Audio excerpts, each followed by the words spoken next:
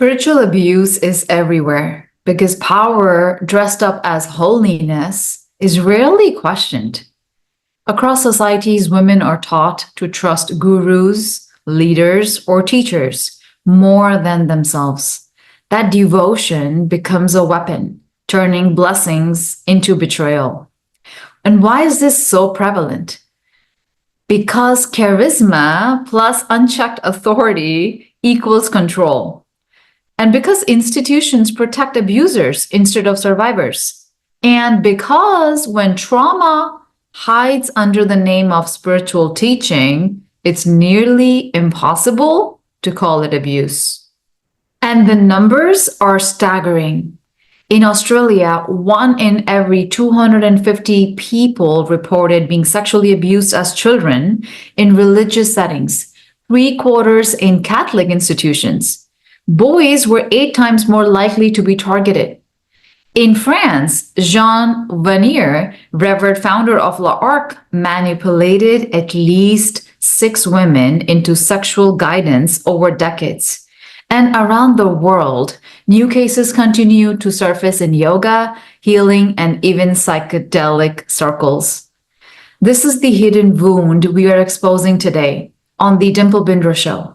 Why women stay in toxic spiritual communities and how to rebuild safety and self-trust after betrayal. So today I am honored to welcome Amma Thanasanti to the show. Amma is a post-monastic meditation teacher, a mentor, and a life coach who brings over 70 years of spiritual practice to her work. After nearly 3 decades as a Buddhist nun, she now shares a trauma-informed, soul-rooted approach that blends ancient wisdom and modern healing. She's also the creator of the Integrated Meditation Program, a path designed to help people rewire disconnection and restore nervous system safety through presence and embodied awakening. In addition to this, Amma serves as a meditation teacher and the spiritual director of the nonprofit Awakening Truth, where she continues her mission to create safe, authentic spaces for spiritual growth and healing. Amma, welcome to the show. Thank you so much, and I appreciate the warm welcome. Though I do have to say that if I have been meditating for 70 years, then I was meditating before I was born. I agree. I'm the same person. I feel like yoga meditation came to me, so I 100% agree. All the meditators who are meditating in this lifetime have been previous meditators already. So for me, it's been about 50 years. Ooh, wow. That's amazing. Well, thank you, Amma, for being here. I would love you to start with a little about your own story on what drew you into monastic life and the kind of spiritual organization you were a part of. Thank you. Lovely question. So I started meditating in 1979 as a 17-year-old. I wandered into a class taught by Jack Engler at UC California in Santa Cruz. And he was talking about meditation masters. And he told us about Ajahn Chah, and he told us about Ajahn Buddhadasa. He told us about Dipa Ma, who's a remarkable meditation master who comes out of East Bengal and emigrated to Calcutta at the time of the partition. Anyway, I have lots of stories. So I was sitting on the edge of my chair, riveted, just like drinking it in. And within a week of being in that class, I had a clarity that I wanted spiritual truth and a spiritual awakening to be like the number one focus of my life. And then in a month, I had this nimitta or image arise of being a nun. And that image stayed with me for the 10 years it took until I actually ended up in the monasteries. Wow. And, it supported me and encouraged me. And in the process, I did go on a pilgrimage to India and Thailand. And I did get to meet Dipa Ma and Ajahn Buddhadasa. And I did get to meet Ajahn Chah, who, even though his body was like crumpled up in a wheelchair and he looked like he had no capacity. I could sense that his mind was wide open and vast and really free. And the combination of meeting him and the impact of what it was like being in the forests of those monasteries and this kind of recognition that I wanted to give my life to the possibility of awakening was the kind of like the impetus of why I decided. And I might add that just a couple of months earlier, when I was in India, I had been attacked and bitten in the head by a bear. Oh my goodness. And so for me, the reason why I was still alive was because of the 9 years of meditation that I had done prior to that experience. And so for me, there was a real clear sense that, first of all, life is impermanent. We never know when our time is up. But also that the reason why I was alive was because of the meditation practice that I had already done. And so the combination of those things made me feel really, well, compelled is the word, but it was like the way I experienced was the only thing that had interest for me was going forth and becoming a monastic. Everything else was like pale in comparison. Mm-hmm. Thank you. Thanks for sharing that. At what point did you begin to notice the shadow side, that what looked like devotion and trust was actually becoming harmful or abusive in any of the organizations that you were with? So that's a beautiful question. And, when I was in Thailand and I was having this first recognition, I could see that there was a discrepancy about the status of the monks and the way the lay people were being regarded. And there was something about that was agitating. But in that context, I was able to contextualize it as being part of the Thai culture. And so on some level, when I went to the monasteries that I was in, I was able to see harmful impacts from the beginning. But the challenges, and this is really like one of the keys to why this is so tricky, is that when I went to the monastery, I was committed basically from the moment that I arrived. Like I didn't have any doubt.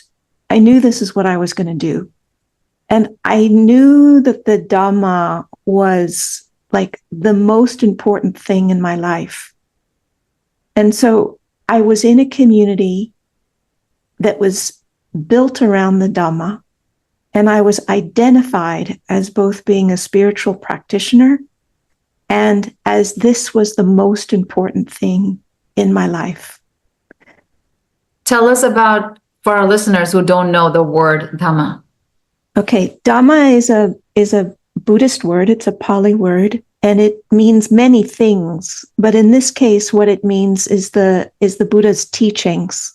Mm-hmm. There are many dhammas. There's the physical laws are dhammas. All kinds of things are dhammas. But in this case, the dhamma that I'm referring to is the Buddha's teachings. So you were committed to the Buddhist teachings. Then you went to Thailand, and that's where you saw something is not right.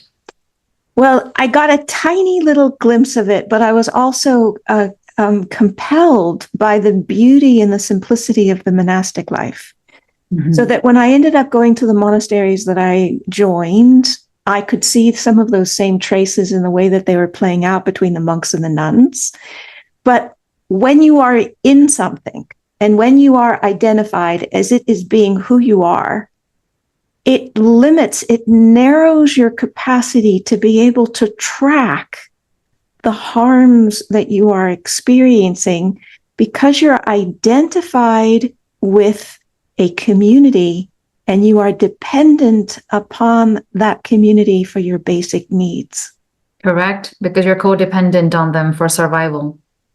So you are dependent on them for survival. And so there is something about the tension between dependent on them for survival and not wanting to say something that is going to harm their reputation, and not being able to differentiate the kinds of speaking up that is important in order for the integrity to be maintained, and what is the fear of not wanting to harm something. Okay.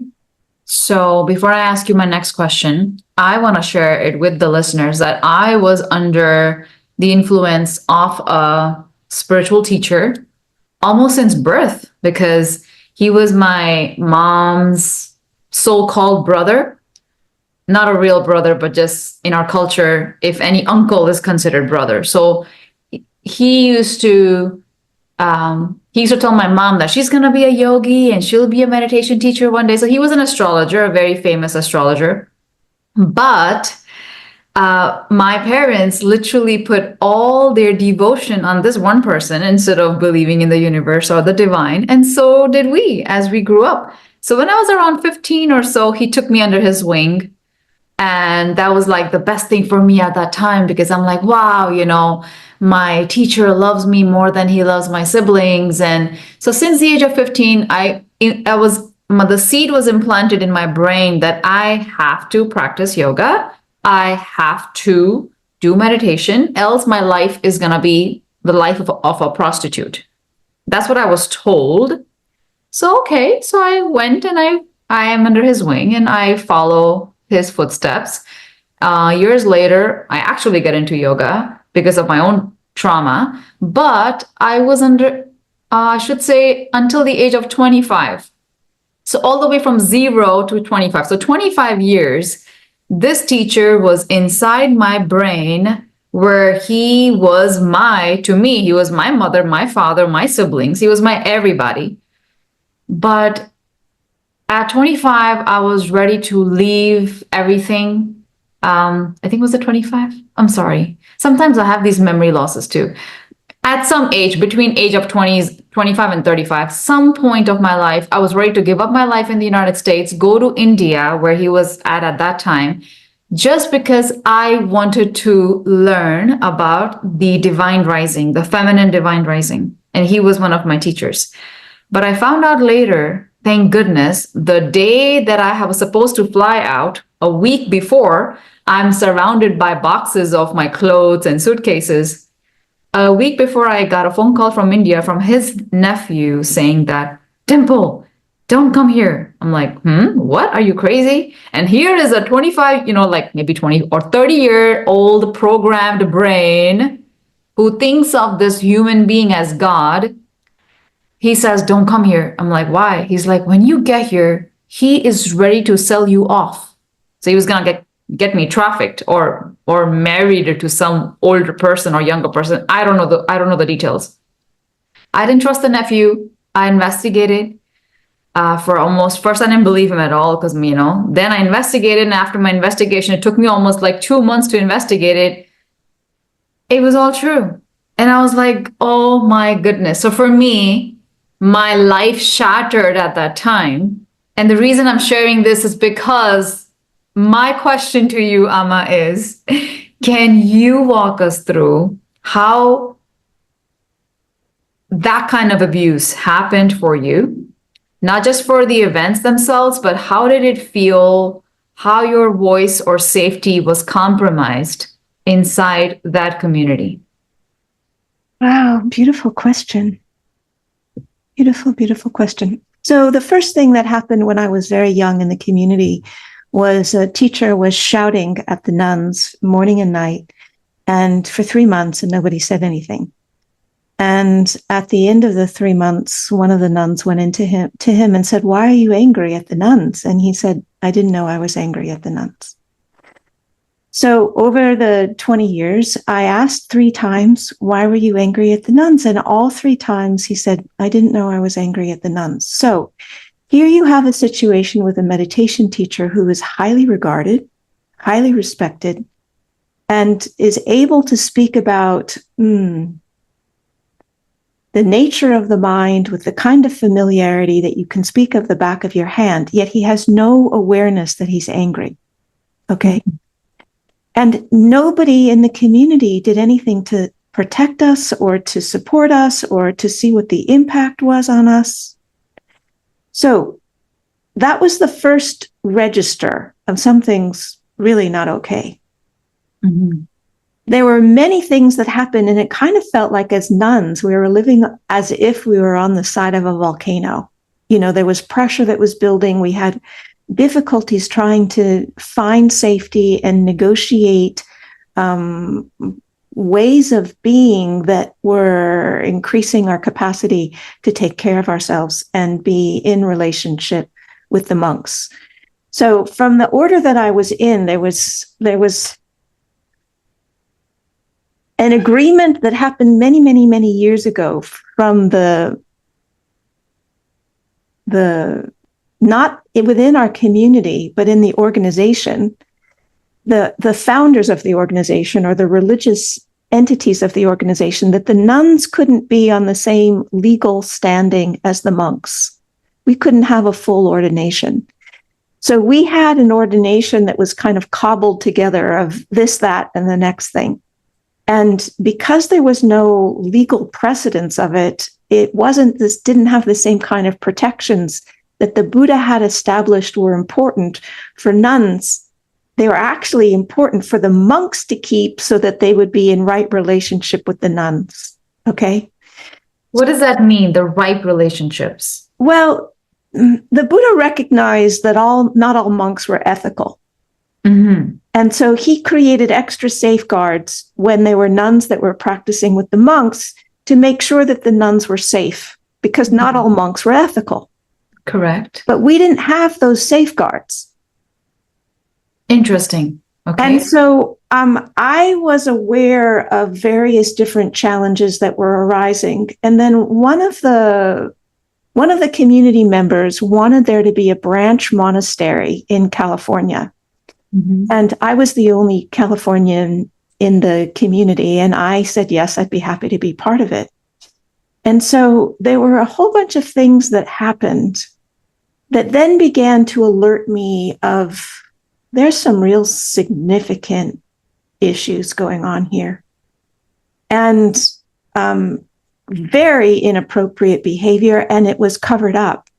I mean, gratefully, nobody was sexually abused, but there was sexual harassment and sexual intimidation at a level that was profound. It was not okay. That was completely covered up. Mm-hmm. And then there was a whole bunch of other things that started to happen. And what happened was I began to get a feeling, it was an intuition, that some of the things that we were then being asked to do were not coming out of motivation for our well-being, but they were coming from the motivation to force us into subordination to the monks. And when this became clear, I said, I won't do this. And so we were asked to do this. We were not asked, we were forced to do a particular ceremony. And I said, I will not do that ceremony. And I did it very respectfully. You know, I held my hands in Anjali, I bowed my head, and I said, with all due respects, Venerable Sirs, I can't find a place of integrity from which to participate in this ceremony. Is it okay for you to share what kind of ceremony was it? It was called the Pavarna ceremony. And the Pavarna ceremony is meant to be a very, very lighthearted ceremony where the monks and the nuns ask each other ceremoniously if there's anything that they've done that is needs feedback. Mm-hmm. And what was happening was the ceremony had shifted and it was being used to coerce us into being subjugated to the monks. Mm-hmm. Okay. So basically, and I'm also trying to understand from my perspective and the audience's perspective that are going to hear this. So basically, the ceremony, they wanted you to do something different than what was originally the plan. The difference, the ceremony stayed the same. The difference is that we were being forced to do it. And the reason or the motivation for forcing us to do this shifted from it being a lighthearted event for us to invite feedback to being a clarifying moment that we were subordinate to the monks. Because you guys were, because you were not guys, you were females, you were women. That's exactly right. Okay, got it. Now I understand. Okay. Yeah. So I had this strong clarity that I was not going to be doing it. I didn't do it. And basically what happened is that there was an explosion of then verbal abuse and character assassination, and then them trying to force me to agree that by not doing the ceremony, I had voluntarily taken myself out of the community, which there's no logic behind that. There's no precedent for doing that. There's no way that that's an acceptable conclusion for what I did. But what did happen is that my faith in the teacher was severely damaged. Mm-hmm. And after the event with the sexual harassment and the verbal abuse, and me saying to him personally, it is terrible to be forced to have to choose between your loyalty, your teacher, your tradition, and your integrity. And when he remained silent, Mm-hmm. I knew no more. This is not tenable. So at that point, I had been part of the community for 20 years. Mm-hmm. And in the kinds of nun we didn't handle money. So I had no personal funds. We didn't touch money. And our support, we lived on the generosity of others. And I want to add to this, even though you were a former nun, I can call you a former nun, correct? Or are you still a nun? No, I'm a former nun. I'm no longer a nun. Okay, so even though just the word nun or a monk in today's society is something that a lot of people fantasize about, including me, I was one of them. And that was one of the reasons I wanted to leave this country and go to India under his guidance. And I was going to be a nun because that was my ego would have been satisfied with that word somehow. But I feel like even though we fantasize about these spiritual titles, but within these spiritual titles, there is so much of abuse, right? Which we don't think about. We just think, oh, somehow I am a woman who has a corporate job and all of a sudden I become a nun and I am going to be extra spiritual. We don't think about the other implications that this title has. So I am trying to understand from your perspective, because our audience are just regular women at jobs, corporate jobs or no jobs, housewives, right? Who would sometimes even they say it, I wish I was just a nun. I wish I didn't have children. I wish I didn't have a husband, because they want to just fly away and go to a different world. So what I'm trying to understand from your perspective is that when you were actually a nun in that community and you were seeing, we'll call it shit on the show, when you were seeing shit happening around you, one of them was you were forced to basically, I should say, lower your power in front of the monks. That was one. Are there any other incidents that you had seen in this particular organization that was like a red flag for you? Yes, so there were several. One of them was that the inappropriate behavior was covered up by the other monks, and the other was that So the Grand Master in Thailand was remarkable, and he was very clear that the whole process of being a monastic is that the monastic discipline is the thing that you uphold the most. You don't uphold the people. So even though he was highly, highly realized and extraordinary, and certainly would have been able to take that position if he wanted to, he never did. He always referred to the Vinaya, to the monastic discipline, as the leader. So he taught to hold that up. And he also taught that the way that the community of monks and nuns stays healthy is if they meet together, that they report or show each other things that each other is doing incorrectly. if you yourself can't see it, if they correct each other gently, and then together by doing that, it keeps the monastic community healthy and strong. Okay. Mm-hmm. So I am of the opinion, it's my opinion, that there were 5 things that contributed to this multiple layers of confusion. The first one is that there was a lot of unaddressed ill will towards the feminine. The second is that it shifted from loyalty or upholding the monastic discipline to loyalty to an individual person. Can you say the second one again? So the Grand Master didn't do that. He upheld the Vinaya, and anytime there were circumstances that needed to be discussed or considered, he always referred to the Vinaya and to the monastic discipline as how you would go about doing that. What is the Vinaya? The monastic discipline. Okay. So he would always say, let's just, this is the leader here. Exactly. This is the leader. Let's look at how the monastic discipline says to deal with this. Let's refer to that. Mm-hmm. In my situation, the leader took on more prominence than the Vinaya.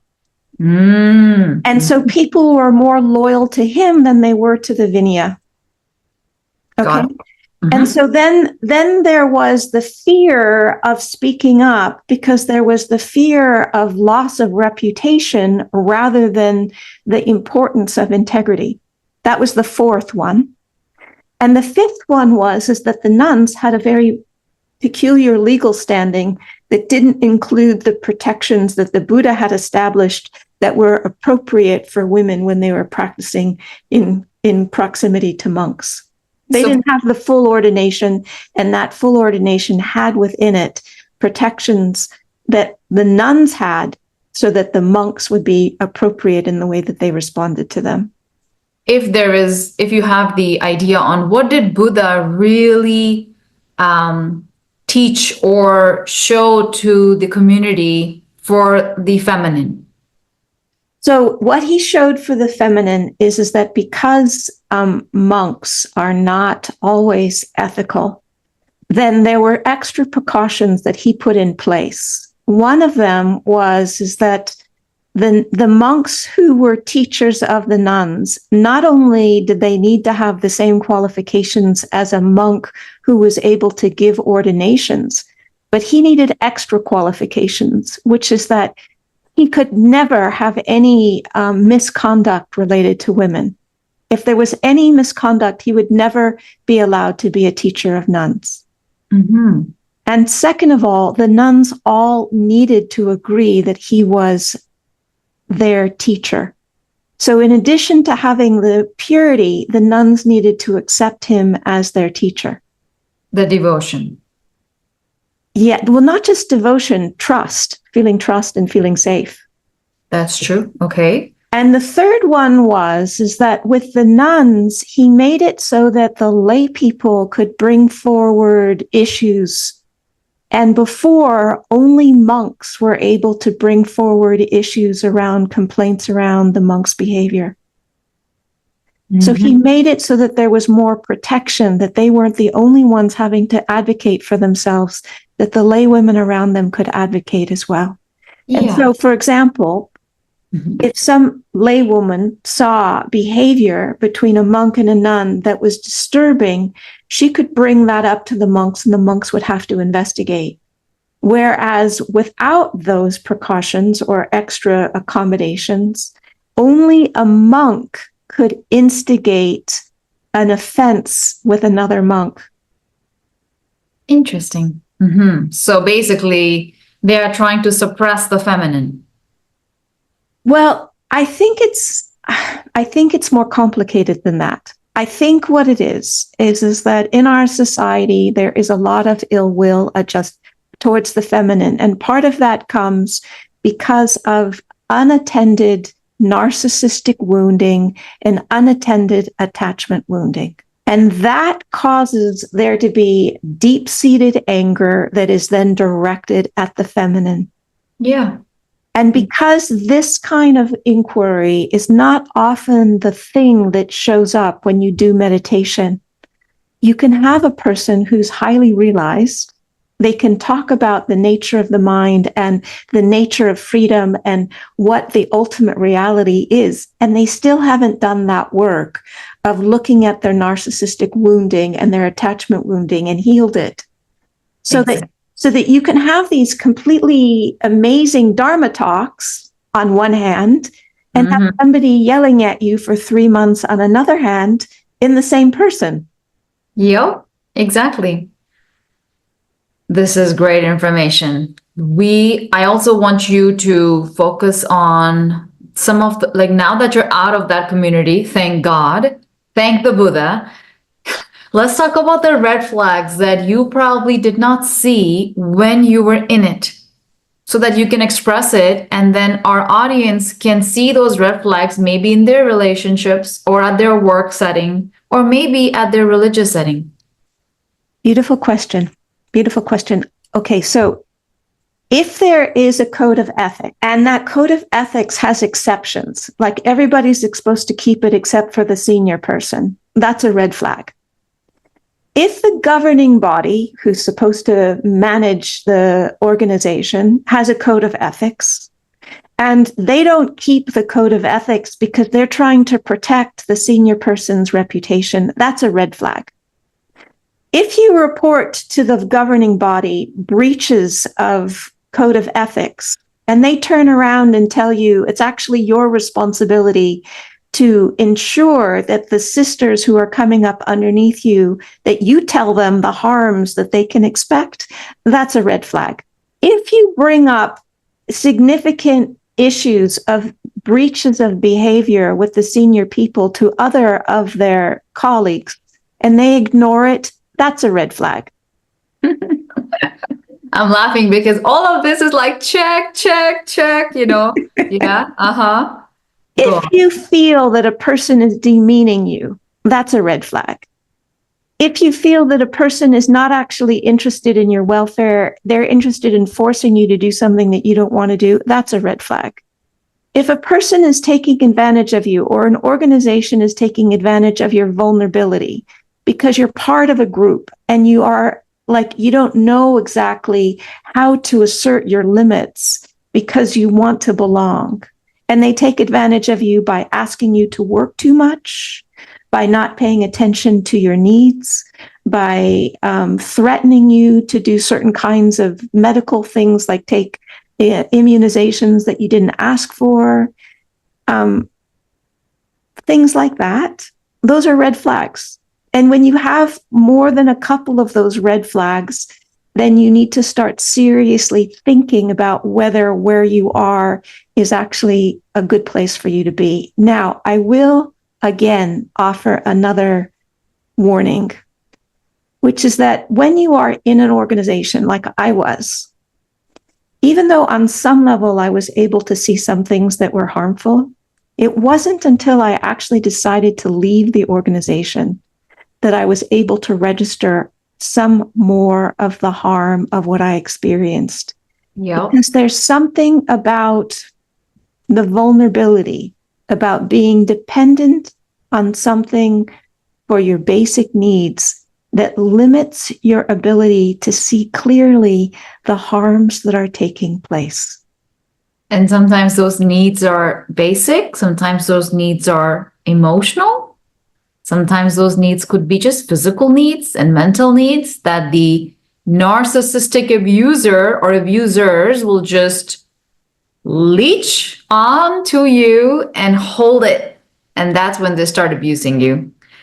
And I would love to understand, you mentioned until you didn't leave, you didn't see it. And this is the case for everybody, right? Whoever has been in such circumstances. And I also know that leaving a spiritual teacher or a community is not easy. For you, especially when it has been your entire life for decades, you said 20 years, correct, Amma?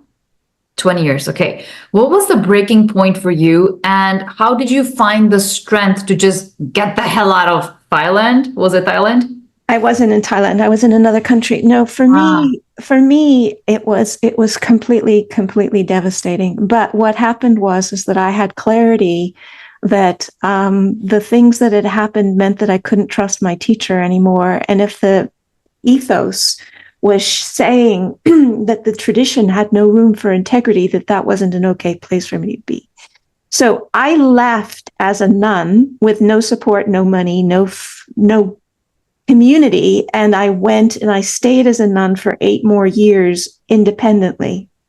In a different place? Yes, I was on my own. I wasn't part of an organization.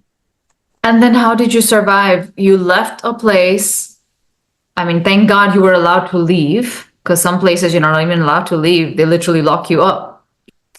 Yeah, our place was not like that. So that wasn't going to be an issue. Mm-hmm. I mean, I understood the principle of living on generosity, and I was a meditation teacher, and so I continued teaching meditation and lived on whatever donations people gave me. And that's how I lived. So somehow, even though the trauma of the abuse, you left, you had freedom from that place, but somehow your survival mechanisms were still the same. Let's live on generosity just because you were a nun. Right. So I continued with the same process and the same pattern because that was in integrity with the precepts that I kept. Yeah. No, that was okay. Mm-hmm. And then 8 years later, I decided that it was no longer serving me to stay as a monastic. And then I returned to civilian life. And then once I returned to civilian life, I could handle money. I could have a bank account. I could have debit and credit cards. I could drive a car. I could do those basic things. But for those 8 years, I was living on the generosity and the faith of people who were my students or other supporters. Okay, thank you for sharing that. I also want to kind of understand from your perspective that leaving was not easy. Leaving was hard. And just because you're sharing this on this podcast, I want you to understand that some women are considering leaving right now in the audience. Maybe it's their husband, maybe it's their boss, maybe it's somebody. What strength can you, through your words, give that person? She knows this is not right. She feels this is not the right relationship for me, but she can't see beyond it. All she's seeing is the reality, what's in front of her. So there's a couple of things. One is that you have to trust your integrity. Mm-hmm. And if your integrity is being compromised, that puts you in a really unfortunate position. I love that. Yeah. The second thing is that you have to trust your intuition. And if, there's nothing that's going to be perfect, and there's no human, there's no relationship, there's no boss, there's no spouse that's going to do everything right. But if the overall tally is that there is greater goodness than there is harm, then that leaves you with one level of understanding. But if the overall tally is that there is more harm than there is goodness, then that gives you another very important piece of information. Now, some things are not negotiable. Mm-hmm. Some things that are not negotiable is like your basic physical sense of safety. If that is being harmed, then I would hope that you would have the clarity to move out, to leave.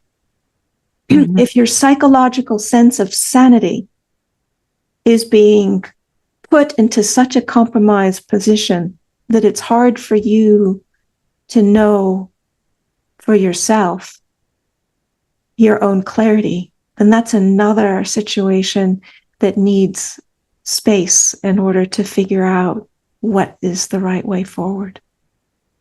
So, thank you. You mentioned integrity, intuition, and the person needs to feel safe wherever they're at. And if that's all threatening them, then they're not at the right place. Can we talk about safety now? How to rebuild that safety net? How to rebuild the self-trust net after such a betrayal? So again, beautiful questions, beautiful, beautiful questions. And I think really, every one of us needs to start where we're at. The kind of the shattering of what this does, because in my situation, it shatters meaning, it shatters identity. It's so disorganizing. It's so distressing. And so each of us has to start where we're at and find things that help. So when I left the monastery, the first place I was living in was next to Colorado, the Garden of the Gods in Colorado. And I'm a nature person. Mm-hmm. So these rocks were 180 million years old.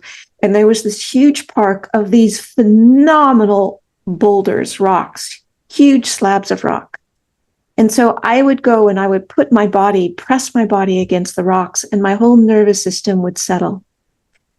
And so every day I would go, whether it was 105 or it was minus 20, I would go, because there was no level of distress that I could bring to those rocks that would move them.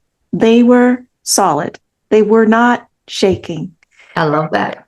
And so then what I did was, because I couldn't go 24 hours a day, I had to do my life, I would keep rocks in my pocket, so that if in the in-between times between being able to get to the rocks, I was feeling distressed or unsettled or anxious or overwhelmed, I could just feel the rocks.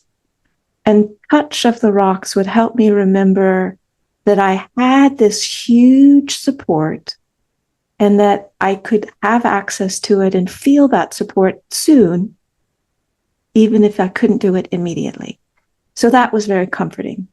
The other thing is that, like, for me, when I went into the monastery, I had been meditating for 9 years. And so there was already some understanding about the power of awareness and insight. That wasn't armed.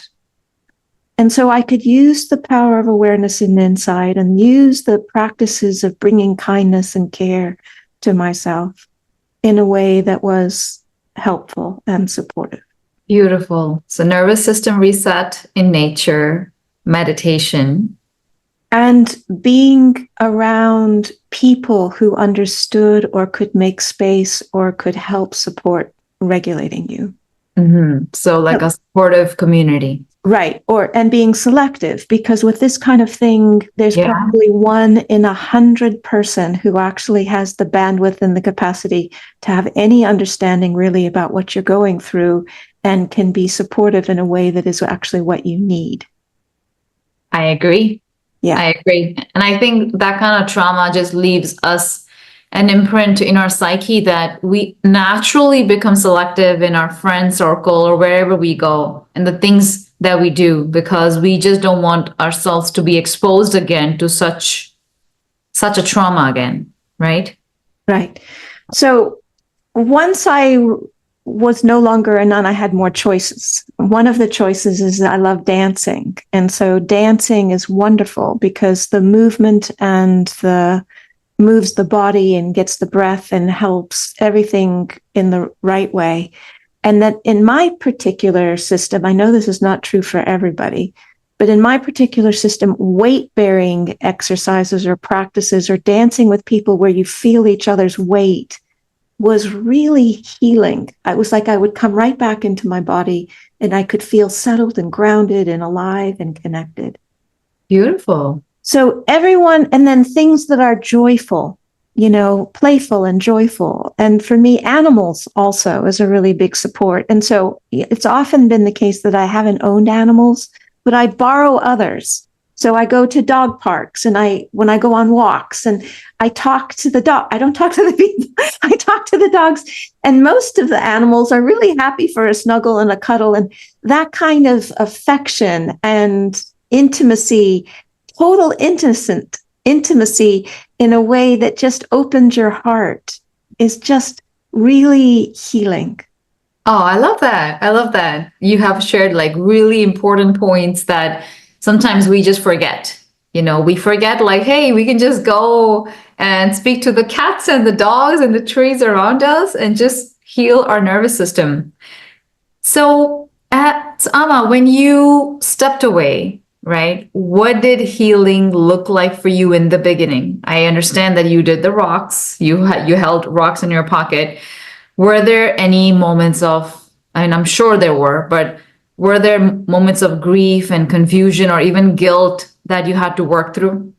Oh my goodness. There was And there was tremendous amount of confusion, unbelievable amount of sadness. It took me years and years and years for me to actually have the capacity to touch the anger. And then there was rage, just like rage.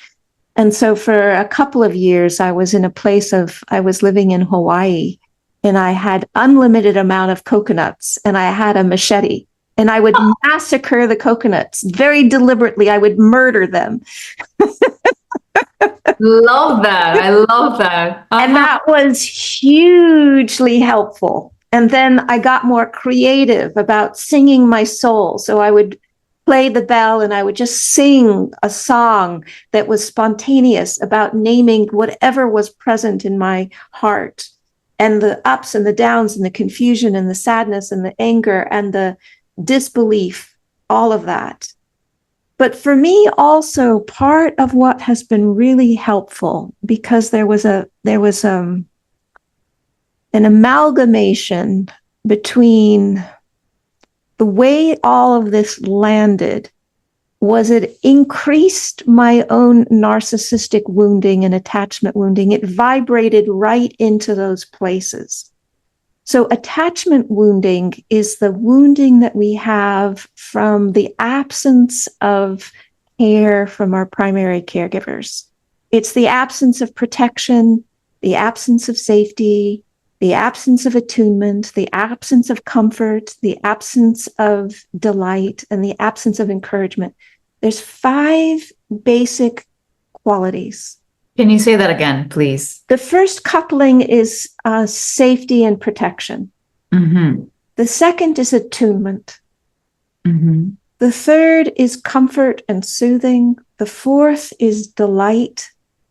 Delight in you as a being, delight in your essence. And the fifth is encouragement to express yourself and to explore.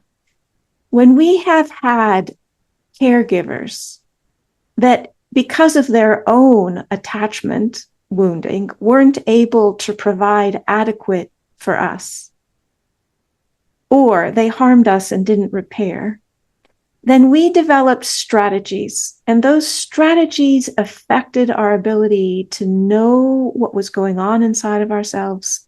It affects our basic level of how safe we feel or how vigilant we feel. It affects our ability to the speed with which we process. And it also impacts us in ways where, like as advanced meditators, one of the things that we experience is non-dual states or emptiness. Mm-hmm.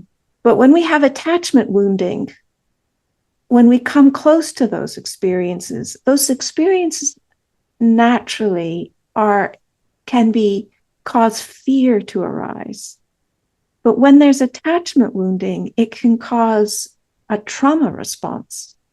It's like a terror to arise. And we have to back away. So this attachment wounding then impacts our ability to experience the deeper levels of what meditation can bring us. And all of that then influences how much we have access to the deep states of peace that meditation can bring. So like a meditator, if they're meditating and the attachment wounding just comes up for them, which usually, like you mentioned, is fear or terror in their bodies, how can they go beyond the fear and the terror?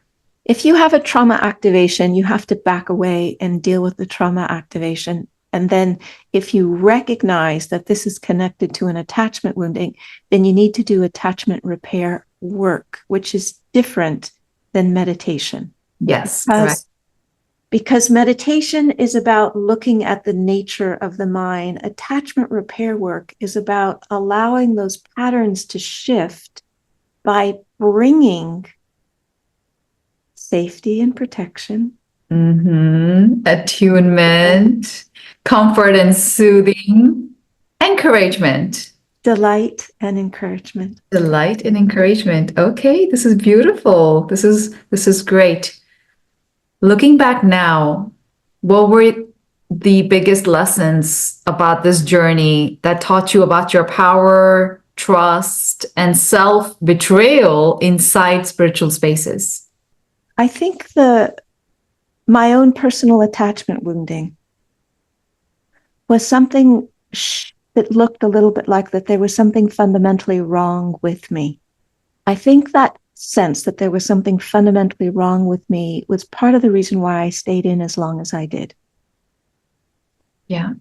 As I was able to recognize and then move out of the harmful influence and was able to do the work to shift that patterning so that that was no longer something that would be like a place that I would return to. Then what started to happen or continued to happen is my trust in my intuition and the need or the importance of really taking impeccable care of myself. And the recognition that as a human being, I have a right to a life of joy and can play and to have ease. And to look for ways of making that happen. Look for relationships that support that, move away from relationships that don't support that. Look for circumstances where I can live like that and move away from getting involved or committed into context where those are not encouraged or supported. Beautiful. And finally, my last question for women listening who may be questioning their own teacher, their group, or a community right now, what is one thing that they can do today to begin creating safety and just rebuilding trust in themselves? First of all, is to affirm that safety is important and that you deserve to have it. And then the second thing is to look and see where it is present and where it is absent, and how you can be advocating for yourself when it's absent, how you can ask for what you need, how you can move away from situations and get a little bit more space, how you can begin to start bringing language to describe what it is that you need in order to feel safe. And if the people around you are not supporting you in your advocacy, then find people who will. Thank you. Thank you, Amma. This was a wonderful conversation with you. Where can our listeners find you? So I'm awakeningtruth.org is the website. The integrated meditation program for cohort 3, the applications are open. I am starting as of tomorrow, Metta Monday, which is a half an hour drop-in guided meditation on loving kindness. I'm on social media. I'm on Facebook. I've got a YouTube channel. Awakening Truth is on Instagram. There's a newsletter. Awesome. Thank you so much, Amma. It was wonderful having you on our show. And we are going to add all of her social media links and her website on our show notes. So please go check out her work. She's a beautiful soul, a beautiful spirit. And if you're listening to this on audio, please do check us out on our YouTube channel, where we are going to put on this podcast recording very soon. So it was wonderful to have this amazing topic, spiritual abuse topic, on our show, Amma. Thank you so much. Thank you for your warmth and your welcome and your astonishingly brilliant questions. Really helpful. You're most welcome. It was an honor to have you on our show. And for all of our listeners, always remember, metamorphosis, not medication. And namaste.